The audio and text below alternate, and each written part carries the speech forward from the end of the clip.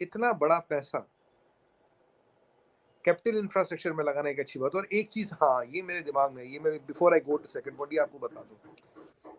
मैं 2 दिन पहले आपकी का शो था या कोई नेशनल टीवी था, मैंने अपील किया, मैंने कहा देखो, भारत बनने में 75 साल लगेंगे, वेनेजुएला बनने में 5 साल लगते हैं बस, तो हमें वेनेजुएला होने से बचेगी। मैंने बिल्कुल नेशनल टीवी पे अपील की थी निर्मला जी से। कल एक बहुत अच्छी चीज लगी, हमारे स्टेट गवर्नमेंट्स को उधार मिलता है पैसा सेंटर से, 50 साल तक इंटरेस्ट फ्री पे मिलता है, और 1 साल जो लोन चल रहे, 1 साल और उनका इंटरेस्ट फ्री कर दिया गवर्नमेंट ने, अच्छी बात है। पर अब जो पैसा मिलेगा ना, वो सिविल मिलेगा कैपिटल एक्सपेंडिचर के लिए। ये तो मुझे मास्टर स्ट्रोक लगा निर्मला जी का, कैपिटल एक्सपेंडिचर के लिए। आप इससे कैपिटल एक्सपेंडिचर, आप इसको सब्सिडीज या ओपेक्स में नहीं लगा, आप इससे तनख्वाही नहीं दे सकते, आप इससे अपने चुनावी वादे पूरे नहीं कर सकते। ये जो रेवडिया और लेकिन सर आप डिफेंस बजट का भी कुछ कह रहे थे। हाँ, 16% बढ़ा, करीब करीब कैपिटल एक्सपेंडिचर बढ़ा 16%। डिफेंस बजट थोड़ा बढ़ा, पर कैपिटल एक्सपेंडिचर 16% बढ़ा, क्योंकि हमारे डिफेंस बजट में अभी भी 40 से 50% जाता है टुवर्ड्स सैलरीज एंड पेंशंस।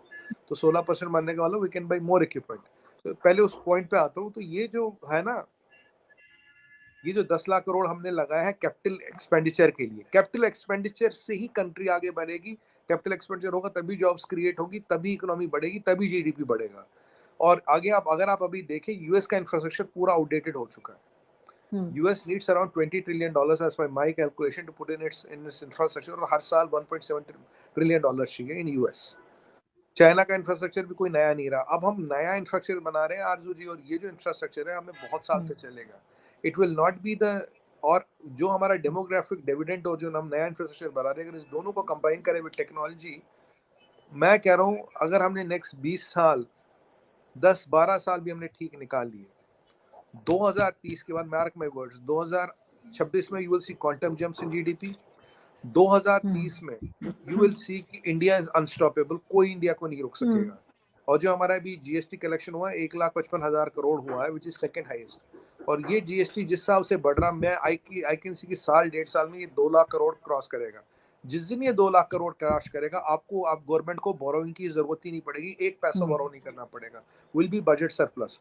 और हमारे पास जो मीडियन एज है चाइना से 12 साल कम है। और अगर मैं इन 3-4 चीजों को जो मैंने अभी बताई आपको, क्या मतलब, 2 लाख करोड़ का जीएसटी, नया इंफ्रास्ट्रक्चर बना रहे, डेमोग्राफिक डिविडेंड, और आत्मनिर्भर हो रहे टेक्नोलॉजी में, अगर मैं इन चीजों को कंपेयर करूं, 25 पॉइंट, मार्क में वर्ड्स मैम, $25.8 ट्रिलियन मुझे कम लग रहा है। It might be higher than $30 trillion by next 22-23 years. ये मैं आपको गारंटी लिख के दे सकता हूँ, और यही 4 चीजें हैं। And what makes me happy, we are exactly on the right path. और ये जो वेनेजुएला बनने से बचना है, इसका प्रावधान जो निर्मला जी ने किया, उसको सादर प्रणाम। ये बहुत मास्टर स्ट्रोक था। अरे ये मैं, मतलब मेरी ना हंसी